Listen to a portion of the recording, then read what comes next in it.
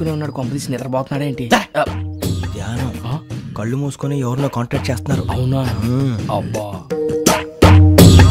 రామ్ ప్రసాద్, నీకు నిజం చెప్పాలంటే బాధగా ఉంది, కానీ చెప్పక తప్పదు. ఎందుకంటే అది నిజం కాబట్టి. Correct sir, correct. ఏంటి సార్ అది? నీకు 40 ఏళ్ళు వచ్చే వరకు కష్టాలు తప్పవు గురూజీ. అవి మామూలు కష్టాలు కావు, అష్ట కష్టాలనే చెప్పాలి. ఉదాహరణకు అవి ఎలా ఉంటాయంటే, దొరక్క నీకు ఫుడ్ దొరికితే అది నీ నోటికందే లోగా నీ కాలో నీ చెయ్యో తగిలే మట్టిపాలైపోతుంది. నీ వాకలికి తట్టుకోలేక అప్పు కోసం ఎండను పడి వెళితే అక్కడ తాళం వేసి ఉంటుంది. మరో కఠోరమైన నిజమేమిటంటే, నీ దరిద్రాన్ని చూసి భరించలేక నీ భార్య లేచి వెళ్ళిపోతుంది. ఒక్కతేనా ఎవరితోనన్నా? తప్పు. అతని దురదృష్టాన్ని చూసి ఎగతాళి చేయకు రమణ. Sorry sir. ఇదయ్యా రాంప్రసాద్, నువ్వు ఈ 40 ఏళ్ళు ఈ నరకాన్ని అనుభవించక తప్పదు. 40 ఏళ్ళ తర్వాత అలవాటైపోతుంది. ఇక నువ్వు వెళ్ళొచ్చు. ఏమో వెంకటేశ్వరరావు, కులాసైనా రమ్మన్నారట. నీకు శుభవార్త చెబుదామని పిలిపించాను. ఏంటి గురూజీ? నీకు శుక్రమహాదశ ప్రారంభం అవబోతుంది. అంటే శనిగా సెట్ అయిపోయినట్టేనా? ఆల్మోస్ట్ అయిపోయినట్టే. మీరంతా టోపీలు పెట్టుకునే ఉద్యోగాలు కూడా చేసుకుంటారు. ఇప్పటిదాకా మేమందరికీ టోపీలు పెట్టాం గానీ మాకు మేమే టోపీలు పెట్టుకుంటాం ఎప్పుడు అనుకోలేదు గురూజీ. అదే విధి. మరి ఇప్పుడు బిల్ల బంటోతు నుంచి బీట్ కానిస్టేబుల్ వరకు అందరికి నెత్తిమి టోపీలు ఉంటాయి. అందులో ఏ ఉద్యోగం? ఎస్ఐ గారు కూడా టోపీ పెట్టుకుంటారు తెలదా? ఏది మన చదువులకు ఎస్ఐ ఉద్యోగాలు ఇస్తారేంటి? గ్రహాలు శాసిస్తున్నప్పుడు చదువులతో పని లేదు. ఏబిసిడీలు చదివినా చాలు మీ జీవితాలు విచిత్రమైన మలుపులు తిరుగుతాయి. మీకు విపరీతమైన ఫాలోయింగ్ వచ్చేస్తుంది. మీరు చాలా ఫేమస్ అయిపోతారు. వింటానికి చాలా బాగుంది. ఇప్పుడు మమ్మల్ని ఏం చేయమంటారు గురూజీ? ఏమీ చెయ్యదు, వెయిట్ చేయండి. కాలం కలిసి వస్తే అదృష్టమే మిమ్మల్ని గేలం వేసి పట్టుకుంటుంది. అంతవరకు వెయిట్ చేయండి. వెయిట్ చేసి కొంచెం వెయిట్ కూడా పెరిగింది. అయినా పర్వాలేదు, వెయిట్ చేస్తాం.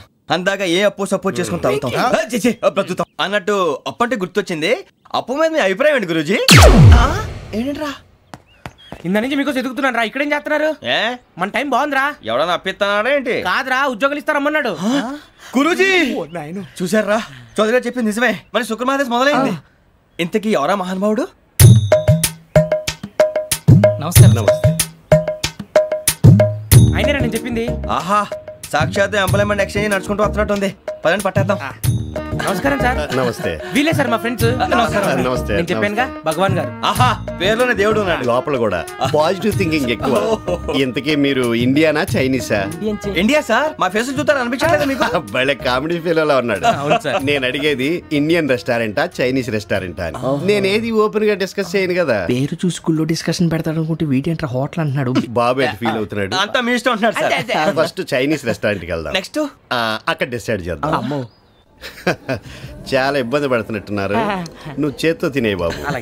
నేను జనరల్ గా చైనీసే ప్రిఫర్ చేస్తాను. ఫ్యాట్ కంటెంట్ తక్కువ ఉంటది కదా. రేపు నుంచి మేము కూడా ఇదే ఫాలో అవుతాం. ఇంతకీ మీకు స్టీల్ ప్లాంటా, షిప్ యార్డా, ఏషియాడా, జింక, బంకా? హెచ్పిసిఎల్. ఇవన్నీ దేనికి సార్? దేనికేంటి? ఉద్యోగం చేయడానికి. మీకు ఎందులో కావాలో చెప్పండి.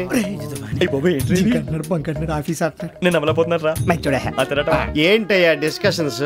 మాకు నీ ఛాయిస్లు ఉంటాయి అనుకోలేదు. మీరు సడన్ గా జింకు బంకు అంటే సింక్ అవడానికి కొంచెం టైం పట్టింది. అదే అదే జేసీ గారు టోపీలు పెట్టుకుని ఉద్యోగం అన్నారుగా. వీటిలో టోపులు పెట్టుకునే జాబ్లు ఎక్కడ ఉన్నాయండి? అన్నిటిలోనే ఉంటాయి, వాటిలో కూడా ఉంటాయి. వాచ్మెన్ ఉద్యోగం కావాలా? ఇంతకీ మీరు అనే జాబ్ లేండి సార్. నేను చెప్పేది టోపులు పెట్టుకునే ఉద్యోగం కాదు, టైల్ కట్టుకునే ఉద్యోగం. అది టైల్ కట్టుకోవటం మాకు రాదు. వాళ్ళు కడతారులే. ఇంతకీ మీకు జిఎం కావాలనా, ఏ జిఎం కావాలనా? అట్లా పిలుస్తున్నాడు చూడు బాబు. జిఎం అడిగితే ఎలా ఉంటుందంట? ఏజిఎం అంటే వెంటనే కొంచెం పెద్దదిగా ఉంది. ఏజిఎం ఇప్పించండి సార్. అనుకున్నాను నువ్వు ఇది అడుగుతావని. జిఎం అంటే జనరల్ మేనేజర్, ఏజిఎం అంటే అసిస్టెంట్ జనరల్ మేనేజర్. తూచండి, మాకు జిఎంఏ కావాలి సార్. అది సరే కానీ భగవాన్ జీ, ఈ ఉద్యోగాలకి టోపులు పెట్టుకుని వెళ్ళొచ్చా? నీ ఇష్టం వచ్చినట్టు వెళ్ళొచ్చమ్మా. నాకు స్టీల్ ప్లేట్, నాకు బంకులో గానీ. కన్ఫ్యూజ్ చేయగానే ఆయన్ని అందరికీ ఒక చోట ఇప్పించండి సార్. కలిసి పని చేసుకుంటాం. జీతం ఎంతండి? 30,000 అంటే 40,000. వడ్డీ ఎంత? అప్పు కాదయ్యా, నీకు ఇచ్చే జీతం. అంటే తిరిగి ఒక్కలేదా? ఫ్రస్ట్రేషన్ లో ఉన్నట్టున్నాడు. అవునండి. నువ్వు ఇచ్చిన వాళ్ళు తీసుకోరు. అంతేకాదు ప్రతి నెల గ్రాట్యుటీ, పిఎఫ్, సిఎఫ్ కూడా సార్. నువ్వు యాక్ చేస్తావా? భగవాన్ జీ, మీరు ఇదంతా ఎందుకు చేస్తున్నారు? ఊరికే మాత్రం కాదు, నేను మంచోడని చెప్పి నా కారు పెట్రోల్ లేకుండా వెళ్తుందా? నేను ఇచ్చుకోవాల్సినవి ఉంటాయి కదా. ఇలా చూడు, అందుకని ఉద్యోగానికి వాళ్ళ ఆకారం తీసుకుంటా. మా గెటబుల్ చూసి మీరు అపార్థం చేసుకుంటున్నారు. మాకంత పొజిషన్ లేదండి బాబు. ఓ నలుగురు కలిసి ఉద్యోగం చేసుకోవచ్చా? మీ దరిద్రం నాకు అర్థమైంది. మీ నలుగురు కలిసి ఓ 1,00,000 రూపాయలు ఇవ్వండి చాలు.